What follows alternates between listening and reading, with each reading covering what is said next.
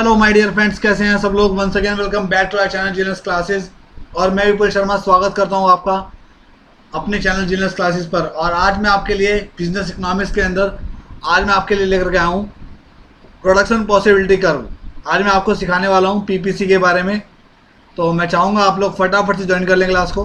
Then आपको आज इस चीज़ के बारे में एक एक चीज़ बताने वाला हूँ, किस तरीके से हम इस कर्व को बाइंड करते हैं। और अक्सर इस कर्व को एग्जाम के अंदर देखा गया है। ठीक है ना, चलिए शुरू करते हैं क्लास को। जो लोग फर्स्ट टाइम आए क्लास पे, चैनल को सब्सक्राइब करें एंड साथ में बेल आइकन प्रेस करें। आइए let's begin the class. Production possibility curve यानी कि प्रोडक्शन पॉसिबिलिटी, उत्पादन संभावना वक्र। ऐसा प्रोडक्शन जिसकी संभावना हो, ऐसा प्रोडक्शन करना जिसकी संभावना हो। जैसे कि अगर मेरी ऑलरेडी शॉप की फैक्ट्री है, मेरी शॉप की फैक्ट्री है, मैं मैन्युफैक्चर करता हूँ शॉप, ठीक है। लेकिन अब प्रोडक्शन पॉसिबिलिटी कर्व बनाने के लिए एक अदर गुड्स होना बहुत ज़रूरी है। तो मैं क्या कर रहा हूँ, मैं कोई अदर गुड्स सेलेक्ट कर लेता हूँ। मैं ऑयल सेलेक्ट कर लेता हूँ कि मुझे ऑयल का प्रोडक्शन करना है, ठीक है। तो मुझे क्या करना पड़ेगा भाई, प्रोडक्शन पॉसिबिलिटी का मतलब है कि अगर मैं शॉप जो है एक महीने के अंदर 1 लाख यूनिट बना रहा हूँ शॉप की, तो मुझे इस यूनिट को कम करना पड़ेगा, तब मैं ऑयल का प्रोडक्शन कर पाऊंगा। इसको बोलते हैं पॉसिबिलिटी। आइएगा पढ़ते हैं कि Professor Samuels used the concept of production possibility curve to explain of economic problem of a society. A production possibility curve is the all such combination of two commodity which can be produced in a country with a given resources and technology. जो आपको resources और technology given है, उसी से आधार पे आपको एक other goods की प्रोडक्शन करनी है। तो ये हमारा कर्व होता है इस तरीके से, प्रोडक्शन पॉसिबिलिटी। और ये हमेशा इस तरीके से ही जाता है, क्योंकि अगर मान लीजिए ये हमारा प्रोडक्शन पॉसिबिलिटी है, ये तो रबड़ और पैडी लिया हुआ है, आप वही मेरे वाला ले लें। यहाँ पे शॉप लिख देता हूँ और यहाँ पे मैं ऑयल लिख देता हूँ। तो जैसे कि मेरा ये पे ऑयल का हुआ यहाँ और ये शॉप का हुआ, तो कर्व मेरा ये बना यहाँ से लेके अंदर। मान लीजिए यहाँ मैं 1000 यूनिट बना रहा हूँ और यहाँ पे मेरी बन रही है, यहाँ पे बन रही है 200 यूनिट बन रही हैं। तो ऐसे ही मैं क्या करूँगा भाई शॉप की। तो अगर मुझे यहाँ पे कम करना पड़े, तो जैसे कि अगर मैंने यहाँ पे कम कर दिया, मैंने यहाँ पे 500 कर दिया, तो मेरी यूनिट भी यहाँ पे कम हो जाएगी। ये भी लगभग 50 पे आ जाएगा। तो ये यहाँ से लेके यहाँ तक ये जाएगा, इसी शेप में जाएगा। तो ये फासला जो कम हुआ यहाँ से लेके यहाँ तक का, यही हमारा क्या होगा, यानी कि हमारी रिसोर्सेज और जो हमारी टेक्नोलॉजी है वो हमारी कम हुई है। ठीक है ना, क्योंकि देखो आपको पता है जब हम यहाँ से यहाँ आएंगे, इट मीन्स हमारी क्या होगा, रिसोर्सेज कहीं ना कहीं कम हुई होगी, हमारी टेक्नोलॉजी कहीं ना कहीं कम हुई होगी, हमें कम करना पड़ा, इस वजह से हमारी प्रोडक्शन जो है वो कम हुई। इसको बोलते हैं प्रोडक्शन पॉसिबिलिटी कर्व। बाकी इसको मैं अलग से फाइंड करके बात बता दूंगा एग्जाम से पहले, ठीक है।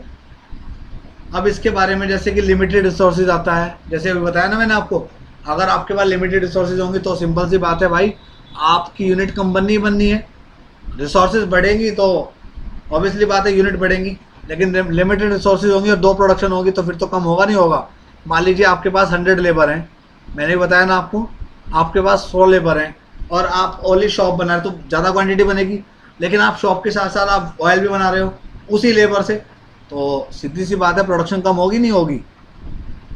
Second problem of what to produce and what quantity, क्या प्रोड्यूस करें और कितनी क्वांटिटी में करें। Efficient utilisation to available resources, जैसे मैंने बताया आपकी। एंड फोर्थ आता है हमारा improvement in technology and increase in amount of resources. अगर ऐसा होता है तो हमारा P1 से P2 में जाएगा, यानी कि नीचे से ऊपर की तरफ जाएगा, अगर हमारी टेक्नोलॉजी के अंदर इंप्रूवमेंट आता है।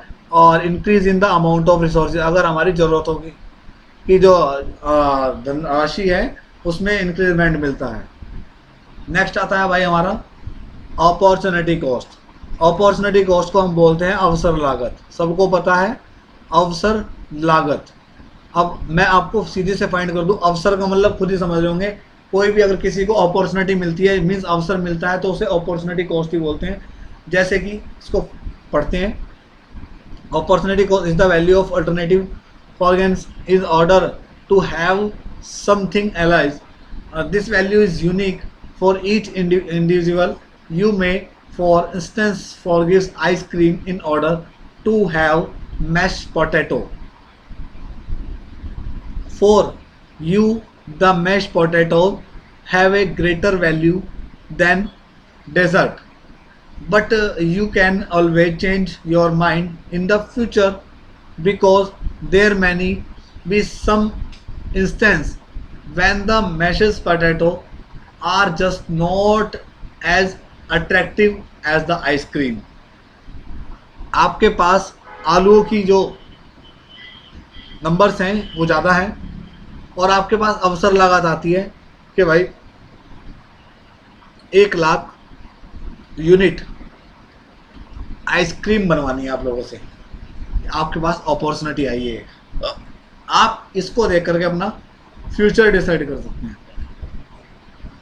किसी किसी कंपनी के अंदर ऐसा हो जाता है, लेबर हमारे पास है भाई, मशीन हमारे पास है और भाई मैं बनाना जानता हूँ भाई इस चीज़ को, ठीक है, तो ये मेरे पास एक मौका है, मेरे पास ये अवसर है, इसको बोलते हैं।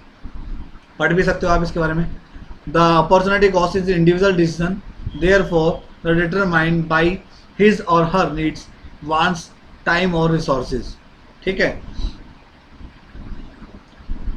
This is important to production possibility curve, ये किसके लिए इंपॉर्टेंट है, प्रोडक्शन पॉसिबिलिटी। जैसे मैंने बताया ना 2 गुड्स होने बहुत जरूरी हैं, 2 गुड्स होने बहुत जरूरी है, शॉप और ऑयल। तो ऐसे यहाँ पे पोटैटो और आइसक्रीम, तो आपने आइसक्रीम को देखते हुए, आपके आइसक्रीम के सीज़न को देखते हुए पोटैटो को की जो पैदा करने की जो क्षमता है वो कम कर दिया आपने, बिकॉज आपके पास एक अपॉर्चुनिटी, ठीक है। एंड फाइनली थोड़ा सा डिस्कस कर लेते हैं सोशलिस्ट इकोनॉमी, सामाजिक अर्थव्यवस्था के बारे में, कि the concept of socialist economy has its origin in the drawback of capitalisation. There are no predetermined detail of socialist system, but its main features as well as recognize this system tries to get rid the drawback of capitalization and incorporation those features and consider the described. भाई अगर आप समाज को देखते हुए कोई चीज़ को production करते हैं तो उसे सोशलिस्ट इकोनॉमी बोलते हैं, ठीक है। एंड फाइनली लास्ट टॉपिक आज का, a mix economy, mix economy इसके बारे में पढ़ते हैं। For this reason in it incorporates some elements of both capitalisation and socialism, however there is no predetermined and standardised proportion in which their feature could be selected and combined, ठीक है ना। मतलब कोई प्रोडक्शन जो है वो 2 production एक साथ बनाए जा रहे हैं तो वो मिक्स फंक्शन के अंदर आ जाएंगे, ठीक है, मिक्स इकोनॉमी के अंदर आएंगे। ये 2 चीज़ मैंने क्लियर किया आपको, मिक्स इकोनॉमी, सोशलिस्ट इकोनॉमी और अपॉर्चुनिटी कॉस्ट।